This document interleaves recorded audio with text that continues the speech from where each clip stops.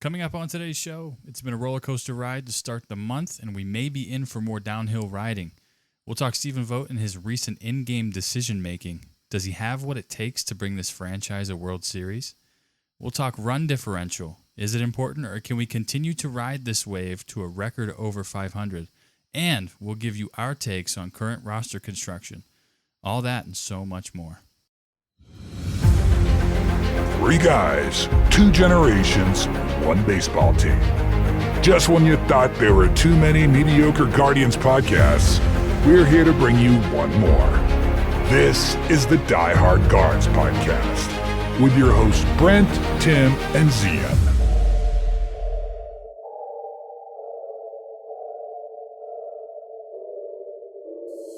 This is the Die Hard Guards podcast. I'm your host Brent, here with my father Tim. Hello. And my brother Zian. Oh gosh. Today's episode is brought to you by our friends at FOCO. FOCO is one of the leading manufacturers of officially licensed sports collectibles. They have incredible product options from bobbleheads to apparel and more. Find the best Cleveland Guardians gear at FOCO.com. That's FOCO.com, or click on the link in the description below and use the code DHGuards10 to save 10% at checkout. Offer applies to in-stock FOCO products only. Pre-order items do not apply. Find your fandom with FOCO. Do you think they do have the best bobbleheads? I think so. FOCO probably has the best bobbleheads. I'm pretty sure. Yeah, I think so too. Maybe we'll ask. From what I've seen. From what I've seen of bobbleheads. From my bobblehead expertise, I think FOCOs are the best. I agree. Leave in the comments if you have a FOCO bobblehead and you think that they're the best. They got to be the best. They sponsor. They're sponsors of our show. They got to be the best. They are the best by far. That's why FOCO's the best. That's why we wanted them so badly as a sponsor. That's right. All right. So start of the month has been interesting. Zian's dying. It has been 3 and 4 to start the month of June. Doesn't sound bad, but it just feels bad. All right, listen. Here's why. Let me tell you why it feels bad. Let me tell you why it feels bad. Because anyone who has been looking at the standings in the AL Central and in the American League in general realize we're dropping like a stone. Detroit is not losing at the pace we're losing. Nope. Kansas City has started to pass us. They have passed us in the standings. And we have a serious problem because now we are struggling. We're going to struggle to make the wild card. Well, quite frankly, everyone can see it. That's the problem. That's why it feels bad. Right now, we look like the 4th best team in the division. I mean, Minnesota's not playing well, but I got to be honest, on paper, they're still a better team than we are. Yeah, I at this point, offensively, I can't deny that. If Quan and Jose don't go 3 for 4, we lose the game. Yeah, we're struggling offensively for sure. Pretty much. So already in the month of June, in the first 7 games, we've seen 4 left-handed pitchers. The book is out. I bet our left-handed platoon bats did really well, didn't they? I bet they hit really good. I bet there's a good reason there are platoon bats, huh? You would think that. But listen. The league sees that we are struggling mightily against left-handed pitching, and now everyone is lining up their left-handed pitching to get a win against us. It is inevitable until we beat a left-hander. We're going to see every team's left-handed pitching. We have 3 games in a row coming up, starting Monday, I believe it is, against Cincinnati. Yeah. And every night we're going to see a left-handed pitcher, left-handed starter. This is why I hate Southpaws. This is why I hate Southpaws. He's on the roster. Big Willie style is going to have to take a seat. This is why I hate Southpaws. Brent, aren't you a Southpaw? Of course I am. No, just joking. Hey, listen. I love you, son. I could dice up this lineup right now. Yes, you could go out and throw and beat this lineup right now because you throw left-handed. I'm good for 2 or 3 innings, Tito. Yeah. No, I'm not.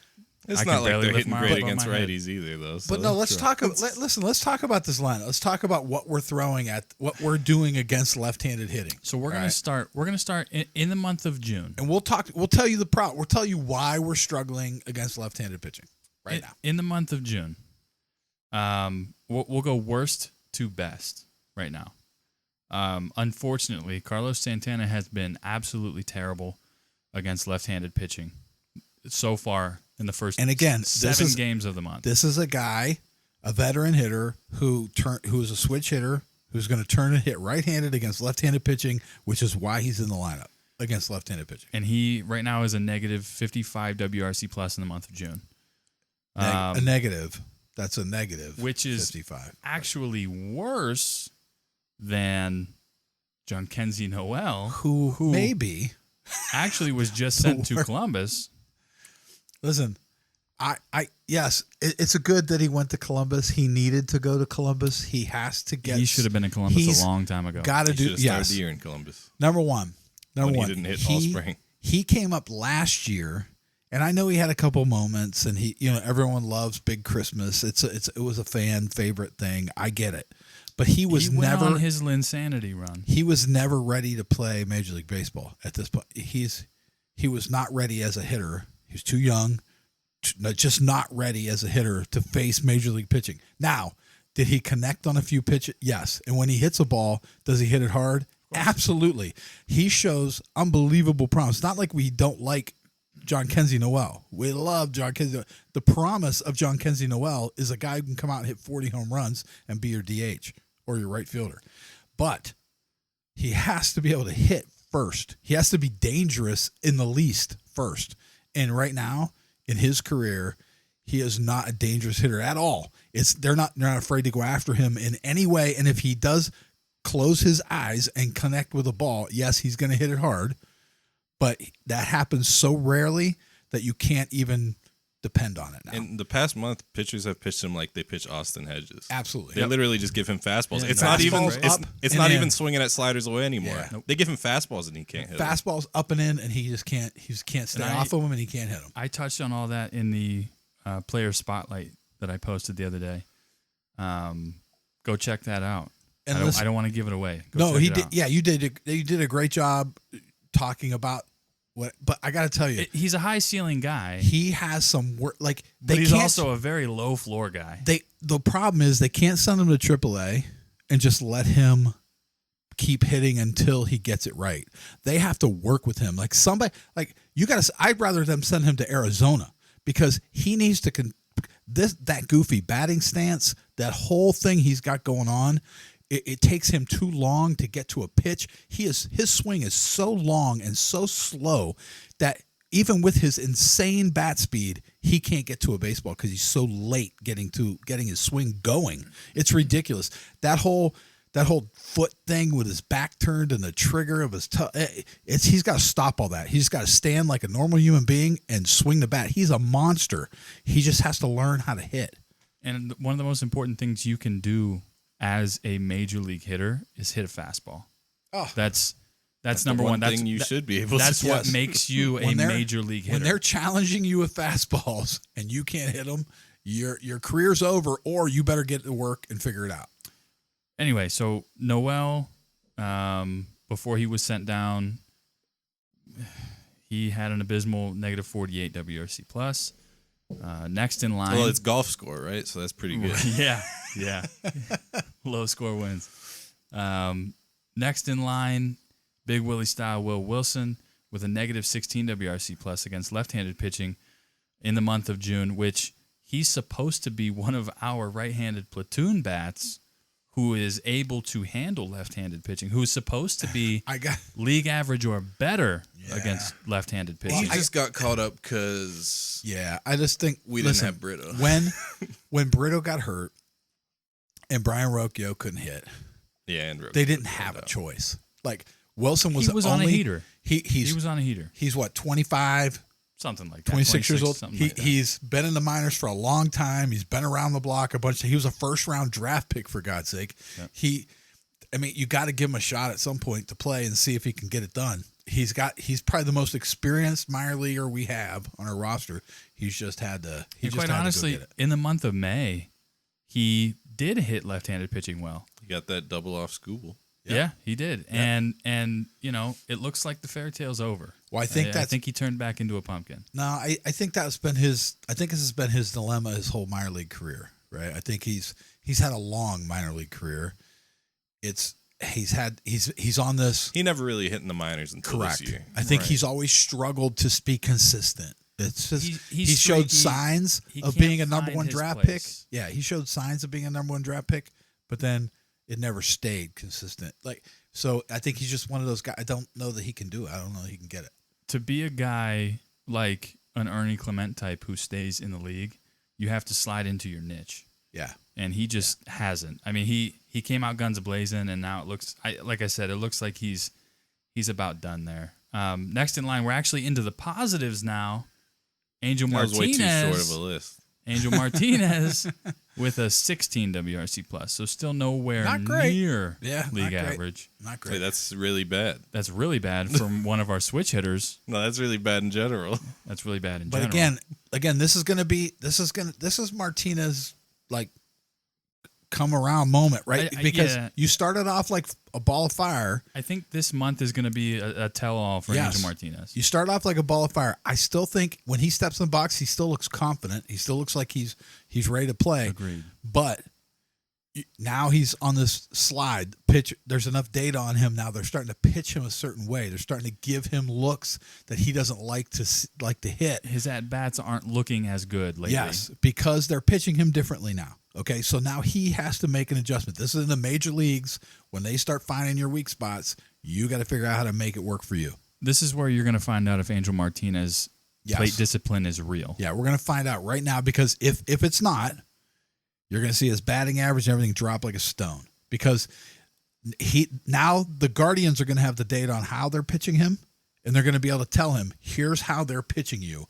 You have to look out for these things, and you have to start hitting these things. So he has to get in and work on that. And if he can do it, and he can start turning it around, his batting average will stay up and everything will level out, and he'll be a good player. But if he can't do it, then we got another guy on our hands that just couldn't figure out how to adjust to major league pitching. Yep. And next up, Gabriel. We're inching closer. We're inching closer to league average. Gabriel Arias, a 77 WRC plus versus left-handed. We'll take it. I'll take it. It's still not that close to league average. Not good. I'll take it, but these numbers didn't account for the Sunday game. Considering the last two seasons that Gabriel Arias has had, this is a fantastic improvement. Yeah. A fantastic improvement. Stop standing 3 feet off the plate. Hey, yes, I agree. Anything to not hit an outside fastball off his hands, I'm all for it. And then, of course, Jose Ramirez, his 132 WRC plus versus left-handed pitching. He's a Hall of Famer. Yeah, we're going to be so bad when he's gone. He's on a tear. We're going to be very bad. But we got him for a few more years. Hopefully that isn't anytime soon. Anytime soon. He's on a tear. He's different people have been talking, even on the national broadcast, they were calling him the best hitter on the planet right now. So. Yeah. Yeah. So on the season this year, against left-handed pitching, we have a team WRC plus of 71. That's not good, folks. That is 24th in Major League Baseball. Yeah, that's not good. And an OPS of 599, which is 28th. Hey, we're in the top. We're in the top 25. We're in the top. Yeah. We're in the top 30 for OPS. The fact that we are an above 500 team. The fact that we're an above 500 team. Do you want to know the answer? I don't. The fact that we're an above 500 team with those numbers is a miracle. I don't even know how we're winning a game. I don't even know how we're winning a game. I don't really know how to take that because we get a 1-run lead, and then we get to Cade Smith, and then we get to Class A. I understand, but even our bullpen guys in the 7th inning have been killing us. I mean, it's not like we're not even great out of the bullpen until we get to Cade and Class A. So yeah, it's rough, but I'll put it this way: if those numbers continue, we won't be 500 for long. No, that's not sustainable. We're gonna not be 500 at the end of this month. I would have to unless agree we call with that. people up. I would have to agree. Even if we do, I'm not sure. Well, yeah. I mean, does bring us around to a topic of conversation, right? What kind of season is this going to wind up being? Yeah. Like, what are we looking at? Are we looking at we're going to have to rebuild this, or are we looking at we're going to continue to fight and try to make the playoffs? Yeah, try to get in the wild card. This is the month of answers here. Yeah. Are we going to be sellers? Are we going to? Yeah. Who do we even or are they have just to going to sell? do nothing Santana. again? I mean, we No have one wants Santana him. to sell. I'm sure somebody wants. No, he's a First streaky base guy. production. Man, when Santana's hot, like he got in the beginning of May there, he was tough, but it doesn't last that long. But he gets hot at the right time. He can really help you. He's a veteran. He knows how to do an at bat. He knows how to get on base. Yeah. So on the docket this week, this will give you an idea of how teams are viewing us. We've got 3 left-handed pitchers. I'll run down the list real quick. We've got 2 guys that are having career years in Andrew Abbott and Nick Lodolo, who are going to go games 2 and 3. And, that's going to be a steady diet of 4-seam fastballs and changeups. Left-handed changeups are the kryptonite of the Cleveland Guardians organization. It's our kryptonite, correct. And then in game 1, this is how little they think of Cleveland. Tito is throwing Wade Miley, who has 2 total innings on the year in relief this year. And we're going to see another steady diet of 4-seam fastballs and changeups. Lefty. He's throwing lefty. Yep. That's right. So that's where we're at with that. That's what the Tito league knows. The league's He looking coached at all the these data. guys. The league's looking at the data. The league's saying they can't hit left-handed pitch and keep throwing left-handers at them. Yep. That's what it's going to be. We're going to take a quick break, and when we come back, we're going to talk Stephen Vogt. Is he the right fit? Buying tickets shouldn't feel like a game of hidden fees and surprise markups. That's why we use TickPick. Whether it's concerts, sports, or theater, TickPick makes it easy to find great seats at fair prices without those sneaky service fees. What you see is what you pay. It's fast, it's easy, and honestly, it's the only trustworthy site to buy tickets. All you have to do is find a link in the episode description and start saving. It's really that simple with TickPick. Same seats, better prices. And we're back. Let's talk Stephen Vogt. Seeing? Don't. Easy. Easy. Listen. Well, I have no problem with Stephen Vogt. The question is, my problem is a higher up head. Let's start with. In the do you believe that Stephen Vogt? This is a broad question. Do you believe that Stephen Vogt is the right person for the job to help the organization win a World Series? I don't think managers matter in modern baseball. Fair enough. I think here's what I think. I think yes, I think he's a good coach. I really do. I think he understands the game. I think he's a good coach. But that being said, I think he's a great guy. And I think that is trouble for anyone who's trying to encourage young players like we always have to be good, to be better, to accept the challenge and step up in the tough spots and produce. When you're encouraging someone to do that, it is hard to suddenly tell them, no, I'm not putting you in this spot. Yeah, you're anymore. not getting it done. We're done with that. I think he wants to believe, I think he let John Kenzie Noel. I think he did him a disservice. I think he did him a disservice. I totally agree with that. I think I think the writing was on the wall weeks ago that John Kenzie months ago needed to get back to AAA, needed to get back to Arizona, needed to work on what was wrong. And he kept putting him into spots, trying to say, hey, get this done. We believe in you. We believe in you. Back. Yeah. And listen, even one home run, even one accidental home run at that point is not going to help John Kenzie Noel snap out of it. He's too young. If Santana comes out, he's having a terrible time, right, for the last week or so. If he came out and went 2 for 3 in a game, you'd be like, oh, okay. Yeah, he figured something out. He's back on it. Noel's not going to do that. He's not a veteran. He's not been playing for 15, 20 years. He hasn't put that work in to really even understand the game. He has to get back to the drawing board and change a lot of things to be effective. And I think they did him a disservice. So there's moments where I think because he is such a good guy and believes in his players so much that he does them a disservice. My one problem with Vogt is we'll be in the 5th or 6th inning of a game, and our starter will be cruising. and then he'll give up a walk, and then he'll give up a hit, and then he'll give up a hit. And like he's still just like sitting there, but again, and it's PTSD from last year from the playoffs, right. When we went short with our bullpen and the arms were dead by the playoffs. Yep. But it's why we're losing a lot of these games, and you don't our get starters into get in late and just blow them. And we don't get into the playoffs if you keep doing that. Yep, we're gonna not make the playoffs. So yeah, I think at some point you got to say, all right, what's the goal here? Is the goal to make the playoffs this year, or is the goal to work with our young players to get them better? I mean, so yeah, are we the Pirates, or are we actually going to compete for a playoff spot? Right, that's the question. Long answer short, yes, I think he's the right person in the job. I think he's the right figurehead. I think it's going to take him time to figure out the correct strings to pull. I think we've seen it a handful of times. Just in this past series, pinch hitting Jhonkensy Noel in the 7th inning on Friday for Nolan Jones. I understand the matchups, but how many matchups times have not mattered this year. many times have we heard Stephen Vogt say, "Yeah, he doesn't like platoons. He doesn't like platoons."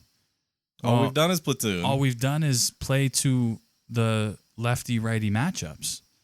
And it hasn't worked out. Our lefty matchups are not working. They're not working out. And for somebody like Nolan Jones, who is on a heater right now, you want to keep him rolling. Give him a shot to hit lefties. It's not going to hurt his confidence at this point. You can't get as low as he's been anymore. He hit rock bottom. Manzardo is starting to get there too. Manzardo's getting there. But at the same time, he's another one. He could go to AAA at any moment. I mean, you don't necessarily need him right now if he's not doing anything. You have other left-handed bats that you can give a chance to. But but now you're walking again. So here's Vogt, actually a great guy who really cares about his players. Yep. Right. To a fault. To a fault sometimes. To a fault. Like, how do you go, all right, we got to send you to AAA. After you're at the beginning of the season, you're the man. Yeah. Like, you're starting. Yeah, you're a DH. You're a starting first baseman. 9 home runs on the year. It's a tough call. Listen, Brian Rocchio might never be the same.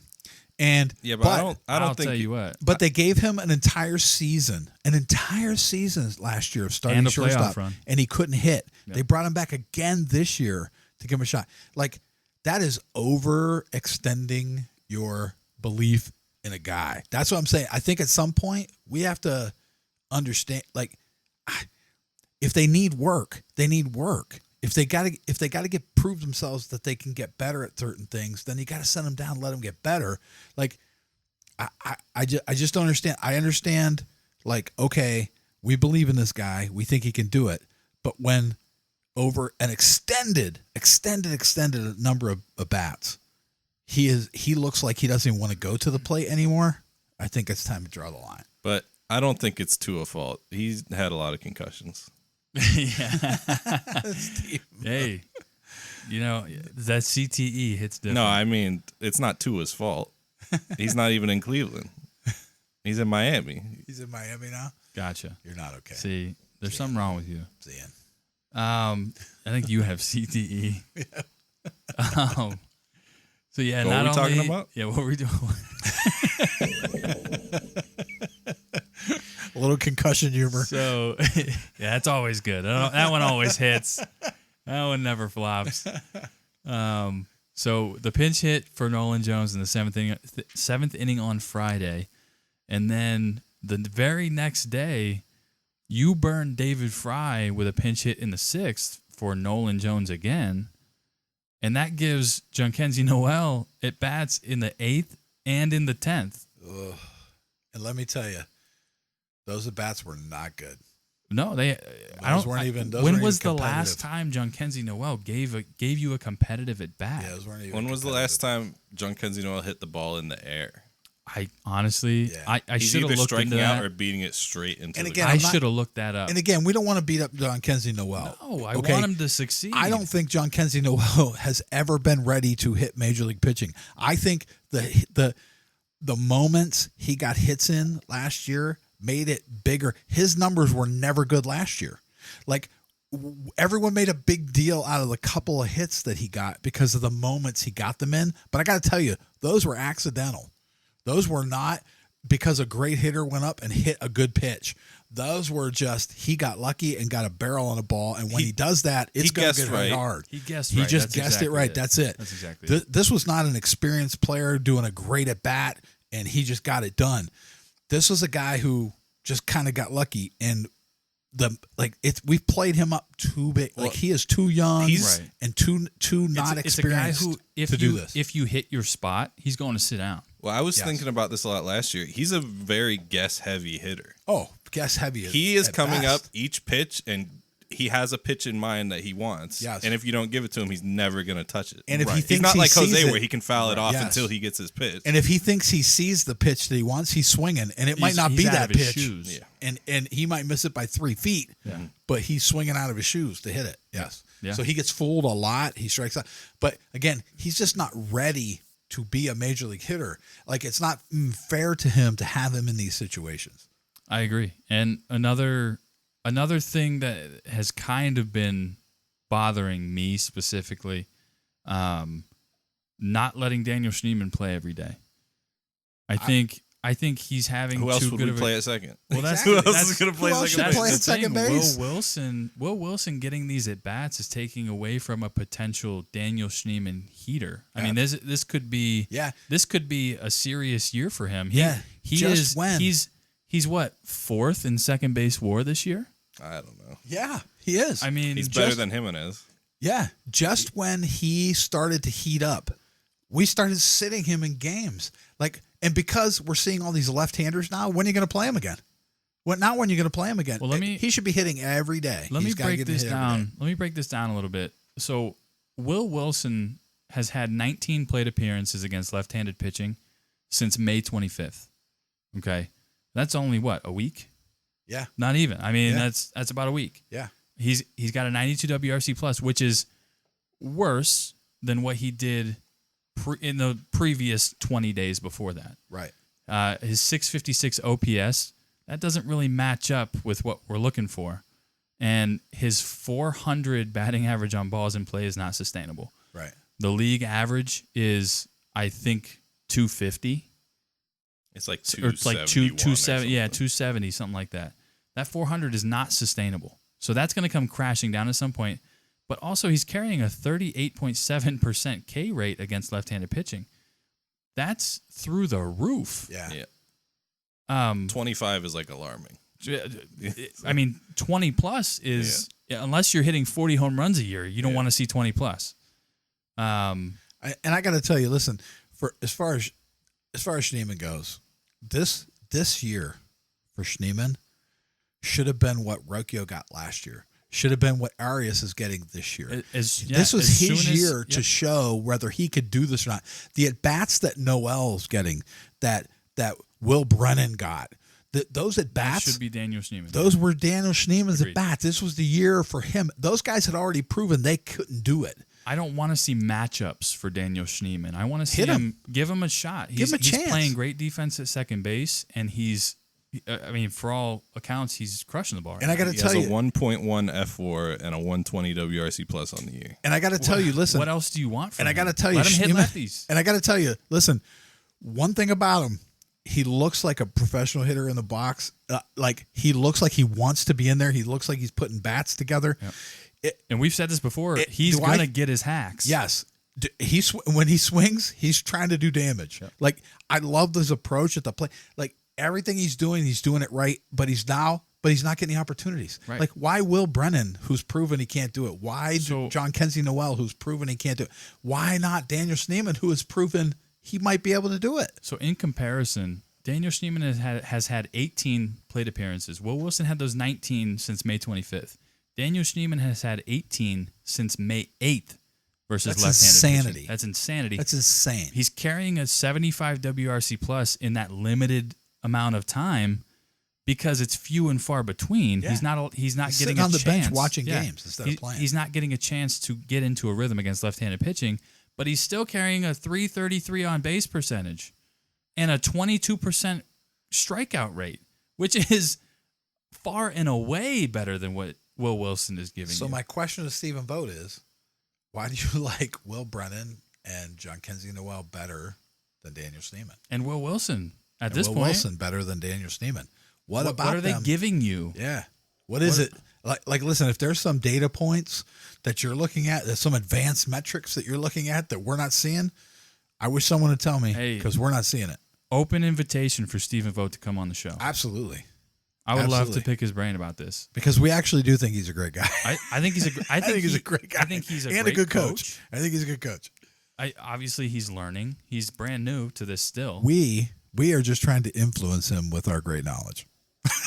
I'll tell you what. We got it. We got you covered, man. Steve, just listen in. We'll walk you through it. I'll send him an email with a link to the show. Yeah, send me with a link to your show. Yeah. We need to walk him through some stuff. We got you, buddy. Don't you. worry. We're gonna take another break, and when we come, and we're back, cheap too. We're come cheap. Oh yeah, dude. What? I'd work for free. Isn't that what we do? Hey, right now, yeah. We're gonna take a quick break, and when we come back, we're gonna talk about run differential and the dreaded 257.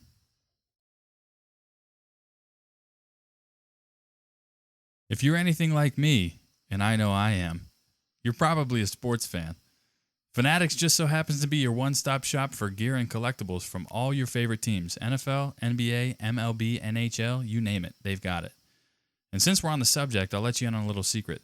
New customers or old customers with a new email address can sign up today and get 10% off their first purchase. Click the link in the episode description, find that Guardians jersey you've been dreaming about, and show your team pride with Fanatics. Officially licensed everything.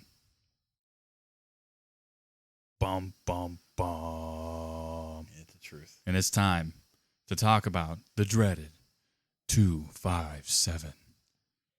Now, what is the 257, you may ask? Well, simply put, the Guardians are terrible in the second, the fifth, and the seventh innings. They are terrible in the second, fifth. We have lost every single game this year with giving up runs in the second, the fifth, and the seventh inning. Every game. Let me backtrack just a little bit. So we want to talk about run differential. It's been a hot topic lately. I'm not sure why. Everybody not sure why. Everybody in the national we have been media, outscored by double digits. Everybody in the national media has been talking about how we are the only team over 500 with a negative run differential. Are they wrong? No, they're not. They're not wrong. They're reporting the news. I totally get that. They're just reporting the news. But they're blowing it out of proportion, and let me explain why. Overall run differential doesn't mean a thing as long as you're winning games. Well, clearly we're over 500 with a negative run differential, but how many other teams in Major League Baseball are over 500 with a negative run differential? None. See, that's exactly right. We're the only one that can pull it off. We are the enigma. Kansas City might be. We are an enigma. Kansas City might be. I'd have to double check that. This is unbelievable. Like we can't. Like this is impossible. That we should not be over 500 with this run differential. So when it comes to run differential, what tells the real story is the inning by inning run differential. That's where you see obviously where you've been good, where you've been bad. There are, those three major blemishes in the second inning, the 257. Remember those numbers, and when you're watching a game, cross your fingers through the 2, the 5, and the 7. Listen, we have been talking. We got to figure out some superstition. We feel like Stephen Vogt and the Guardians should all get together and go to the movie Major League. Any of you fans, you know the movie Major League. I would hope. And we need to invoke Jabu in the second, the fifth, and the seventh inning. We need to bring him into the dugout, put a little shrine to Jabu, do shots to him, whatever it's going to take, light a cigar, whatever it's going to take to stop screwing up the second, fifth, and seventh inning. I don't think you want to go full Red Sox. I think we should go all in. And with the alcohol in the dugout, I think we should go all in. Whatever it takes. Let's run down the list here real quick. So in the first inning, we're a plus 14 in run differential. We're destroying teams in the first inning. Jose usually hits in the first inning. It's a beautiful and thing. Stephen Kwan. Now and Stephen Kwan. Surprise. Agreed. We're good in the first. In the second inning, we are a minus 23, but yeah, Jose's not hitting in the second. Neither is Stephen Kwan. See, so correct. The minus 23 is more so on the offense than it is on the pitching. When it comes to our run differential, our pitching can I staff. stop you for a second? Our pitching staff is actually minus 23 is giving up a lot of runs. Not necessarily. Just saying. We're just not scoring a lot of runs. That's true. We're middle of the pack. Our pitching staff is middle of the pack and giving up runs in the second inning. That's true, but we don't score anything. We don't in the score second at inning. all. The bottom in the half of our second order inning. never scores their first at bat. Never. In the third inning, we broke even because potentially, if we're maybe having no a one's good ever day, scored in the third inning. Hey, I don't think know. anyone has ever scored in the third inning. Excuse me. No one has ever scored in the third. There's no proof. It's a 0. 0. It's even. In the fourth, we're a +9 because Jose usually hits in the fourth. Yeah, Jose There you hits go. again. We get back. Yeah, because listen, we go 1, 2, 3. we go 1, 2, 3 1, for 2, the 3. second and the third. But yes, okay. In the fifth, we're a -15, and this one is more so on the pitching. This is misery. Our starters, the next time around the order, just Third time through their order. It's only our second time through, but it's the other team's third time. The other team through. usually gets the third time through in the fifth and sixth-ish. We're a -15 in the fifth inning. Joe Boo. We need Joe Boo. Third time through the order, our pitching staff needs Joe an Boo. 845 Our pitching OPS staff. against. that's good. And a 7.17 ERA. My heart. So it's not too bad. But we're not the worst in baseball. We're the third worst in baseball, behind Colorado and Miami. Do either one can't of those even win it being bad. Wait. Do Can't either even one of win it those being bad. Do either one of those teams have an above 500 record? I don't know if Colorado's even won a game this year. I don't think they do. Yeah. No, I take that back. They just won a series for the first time in this decade, maybe. So think about this miracle of baseball. Think about this. We are above 500. It's a lot like competing giving birth. for a wild card. Super painful. And we're the third But in the end, it might be worst beautiful. team in the fifth inning on OPS. Yeah, that's misery. That is my heart. The most miserable My stat heart I hurts. think I've ever seen. I cannot physically watch a fifth inning. I have to get up and go and do anything else except what I can't physically watch a fifth inning. I just come back when the sixth starts knowing we're losing. That's all I do. So in the sixth inning, we're a +8. And I'm sure a lot of that has to do with Jose, I would imagine. You think? The seventh, we're a -5, and that's equally to blame with the offense and the pitching. Yeah, not hitting, and we and have the fact that we traded away Josh Naylor. So we have some. That's true. We don't really score much in the seventh or We eighth haven't inning gotten because so the seventh inning. We haven't traded really away Josh Naylor. Yeah, and we haven't really gotten to Cade Smith yet in the seventh. So that's why we're -5 because our other relievers have been giving up runs. And in the sixth and the seventh. I don't have the definitive proof, and I didn't look it up, but I would imagine Jacob Junis and Hunter Gaddis have a pretty good seventh inning. Yes. Yeah, I feel like their struggles have really been magnified in this seventh inning with a -5 run differential. Let's call it the seventh inning should have stretched more. Yeah.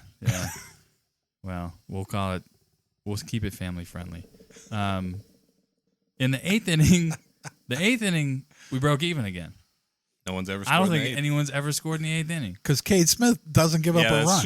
He doesn't give up a run. And we don't score any, but Cade score. Smith doesn't give up any. Again, we're missing Josh Naylor. Yeah.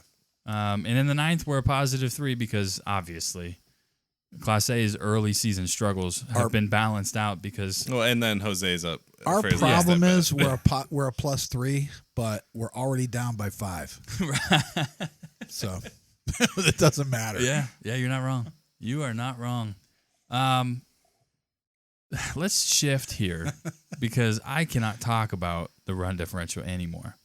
Let's shift over to roster construction.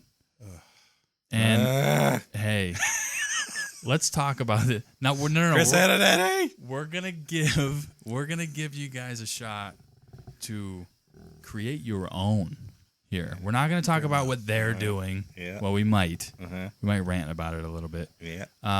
Here's my. Let me go down the roster. Oh, here we go. Let me see. So look it up. I'm going to start it off, and I'm bringing it. Guardians roster.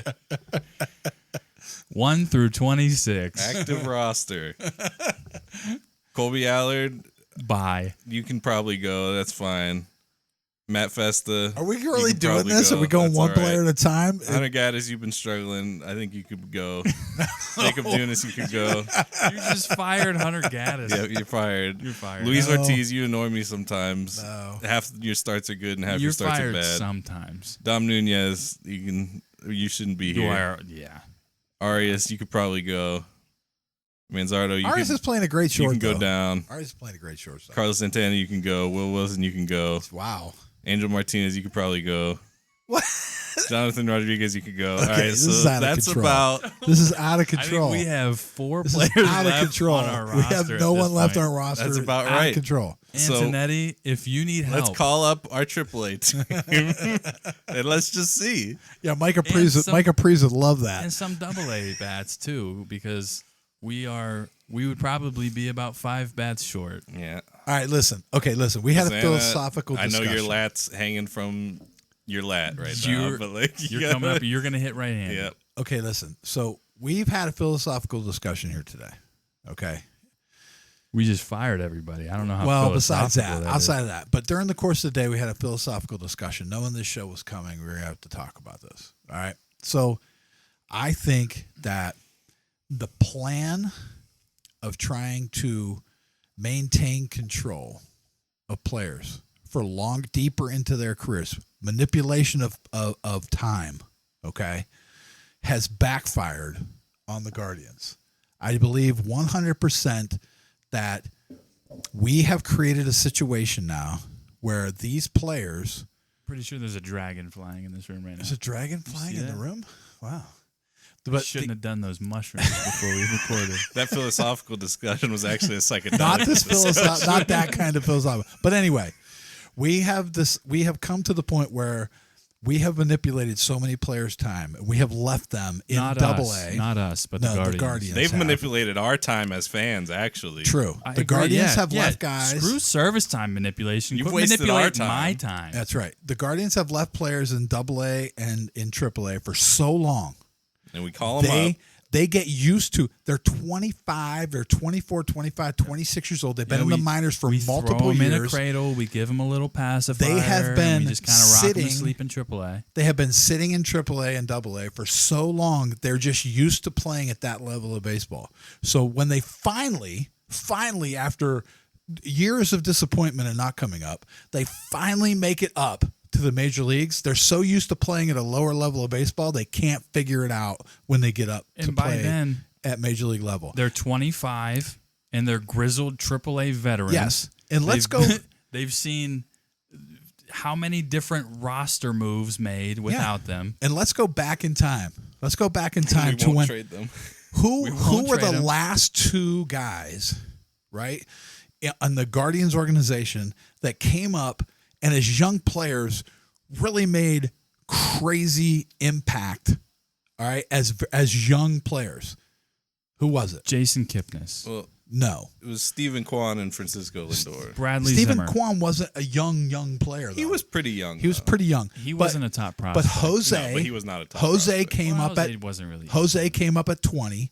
Francisco Lindor came up at 21. They threw him into the fire. They didn't get used to playing AA and AAA baseball level. They came up and had to figure out Major League Baseball at a young age, and they were talented, and they got it done, and now they're both all-stars and possibly future Hall of Famers. We have not done that to another player except for Stephen Kwan since then, and guess what? It worked out for Stephen Kwan too. I would say it worked out pretty well. He has figured it out, and he is an all-star player. Perennial Gold Glover. All right. Now, why are we service manipulating these kids and leaving them to rot in AAA until they can't figure out Major League play anymore? Well, and then we call up the people who everyone knows aren't ready, like Noel at 22. He had no shot. He wasn't even hitting at AAA. It makes no sense. And so I'm calling out Antonetti. You're Your philosophy on service time is wrong. It's flawed. It's completely flawed. You're wasting the career of Jose Ramirez by not bringing up these kids. DeLauder should have already had a major league game. DeLauder should have been up 2 years ago. Travis Bazzana, when you take him as the number 1 overall draft pick, and he is a college player at the top of the top college player in the game, you do not start him out in high A. That's crazy. High A. Are you kidding me? He should have went straight to Triple A and been playing in games, competing every day instead of trying to work on something. Development is important, but when you have generational talent, supposedly, what you're telling us it's a generational talent. How is Ralphie number 1? How is Ralphie Velasquez a number 1 pick still in high A baseball? That's unfathomable to me. Your Double A team is loaded with guys who should already be in Triple A. Yeah. Ganao, I get it. I know he's hurt. But I'm telling you, that kid is the next Francisco Lindor, and you are going to how many years are you going to leave him in Double A? How many years are you going to leave him down there so he can play for you until he's 30 and not figure out how to play shortstop because he's played Triple A shortstop for 10 years? And I worry that part of the philosophy is if you keep him in Double A and he puts up great numbers, he has high trade value. But we never trade these players. We never trade them. We've never once traded any of these prospects. Nothing we do. Stockpile these guys. Nothing we do with young players makes sense. Bring them up. You're telling me. So bring them up. I understand if the organization doesn't believe in Jonathan Rodriguez because you've seen him every day for the last however many years. But it's their fault. Well, number one, it's your fault. They've spent 4 years of him in AAA. There is an organization out there that will send you someone for him if you don't want him. Yes. Instead of or just being let him go. The player of the year in AAA. 2 years ago, when he was a dominant player in AAA, hitting 30 home runs. 2 years ago, he should have come up and taken every at bat that Noel has taken for the last 2 years. That should have been his at bats. Like, it's insane that he wasn't the guy. He won AAA Player of the Year, and you let him rot in AAA for another year, just getting used to AAA pitching. How did Noel? Is that all you're trying to do? Is get him used to AAA pitching? Because you're surely not getting him used to Major League pitching. It doesn't make sense. It doesn't make sense. I hope he leaves. I hope he leaves and goes on to become an all-star for another team. I really do, because we have for player manipulating his time. We let him rot in AAA. And how many awards can you win in AAA before you come up? When we don't have we have guys playing right field that can't hit a ball. And it sucks because for a guy like that who's had so much success in the minor leagues, I mean, we are guilty of it. We call him a quad A player. Yeah. But I don't think that's all his fault. Well, he's got like not. 2 weeks worth of at-bats in the major leagues. How much development do you need for a guy who won AAA Player of the Year? Listen, if all I'm doing is for 2 years. In a position that we need. Give him a shot or let him go. I agree. Let him go. With that. That's terrible. I think but we do this to everybody. I think that philosophy, I think Antonetti's philosophy on how he handles players has ruined many a really good player in our system and has ruined their careers. And I think we're even seeing that with Nolan Jones. Absolutely. I mean, he was our top prospect, and he had a cup of coffee in the big leagues. Did he even get 200 at bats? No, we traded him. Then we traded him off. And then he went on to have a great rookie season. Then dealt with injuries and mental stuff, and his kid got sick, and a million different things happened. But now we're seeing he's starting to kind of figure something out, but he was never allowed to develop at the major league level. No. And how I specifically remember before they called him up, we waited for him for more than a year and a half. Yeah. We wanted him to come up. Listen, the bottom line is this: that at one point he was going to come up and play first base. And then what? Did you ever hear anything about that? Nothing. Nothing. Listen, and here's the deal: they're doing it with DeLauder. He was your best hitter coming out of spring last year. Yeah. You knew he had an injury history. Yeah. He could have probably helped you while he was on the field last year. We're wasting at bats. He's not getting better. He's a major league talent who needs to adjust to major league pitching. Yeah, it's a different kind of him getting these. He's a numbers different kind of player. Off back of the bullpens in AAA means absolutely nothing. He's not getting Random better. 30-year-old bullpen guys in AAA who have like a career 7 ERA. It doesn't mean anything. He's not getting better. He just hit 108 mile an hour double off a lefty, and I don't even have to look to know that this lefty was a bullpen arm who's probably 27 years old. But listen, when you prove in the minor leagues, when you prove it in the minor leagues that you're a special player, you prove it every day. The Ganaus, the Delaters, the Kafases, the Ralphie Velasquez's. Guys, Kafis is hitting 350 this year. Get him up. Get him up. What are we waiting for? Get him in the major leagues. He's going to struggle at some point no matter what. But I'd rather he struggled against major league pitching and then figured it out. And it's not just AAA about pitching is not going to help. It's not like Manzardo's not struggling right now. Exactly. You're giving him at bats. Yeah. What's the difference? But again, the only adjustments Manzardo's ever had to make in his career was against AAA pitching. Yep. It was never against major leaguers. Now he was on his 3rd year in AAA. That's right. Too. Now this year he has to make the adjustment to major league pitching, and guess what? He's struggling because he spent 10 years playing in the minor leagues. He's in the long-term downturn where he needs to make adjustments to take the next step in his career. That's right. Everyone has to go through it. And the sooner the better. And with a talent of his level of hitting, he should have been doing this 2 years ago. We know his contact profile, and he's already got 9 home runs on the year, disproving his so-called power profile where somebody gave him a 40 power tool. Well, what are we talking about? Yeah, and I'm sorry, there's no way around it. There's no excuse for it. Antonetti is service time manipulating, period. There's no excuse for having a mediocre major league player and an ultra-talented minor leaguer sitting behind him waiting.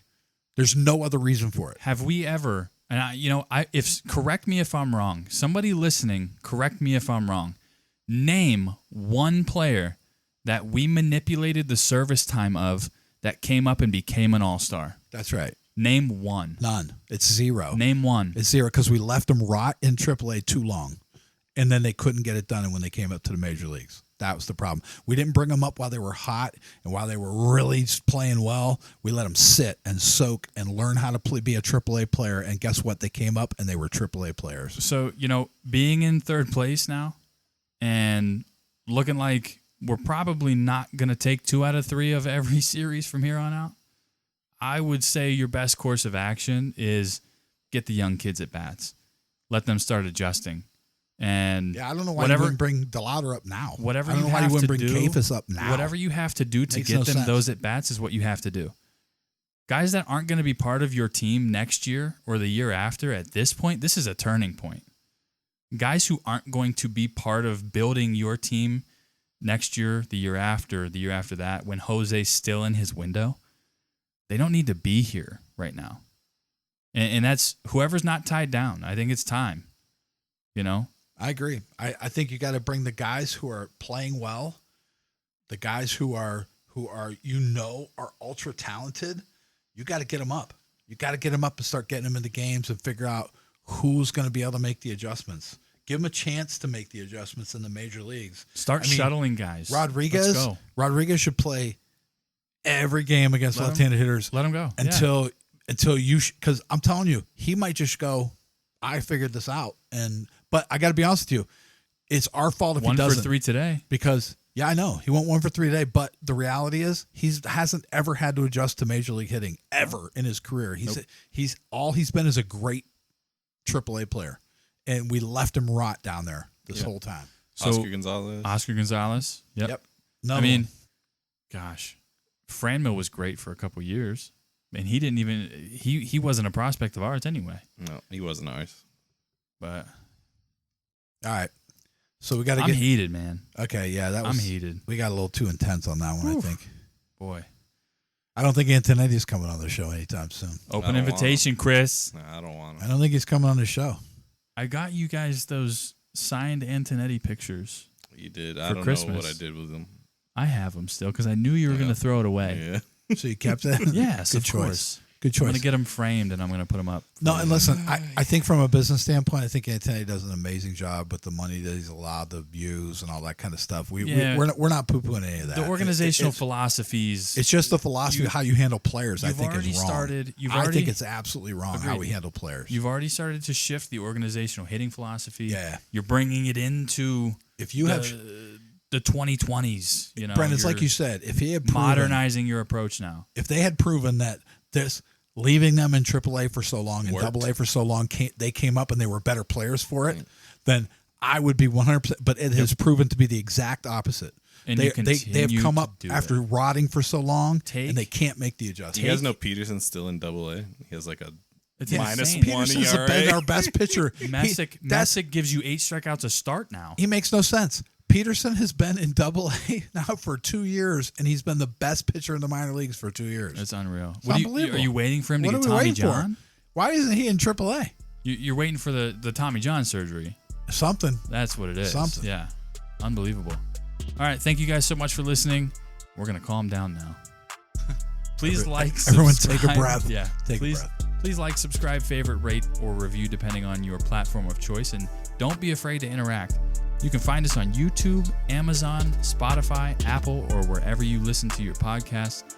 Overall, things are still pretty solid right now.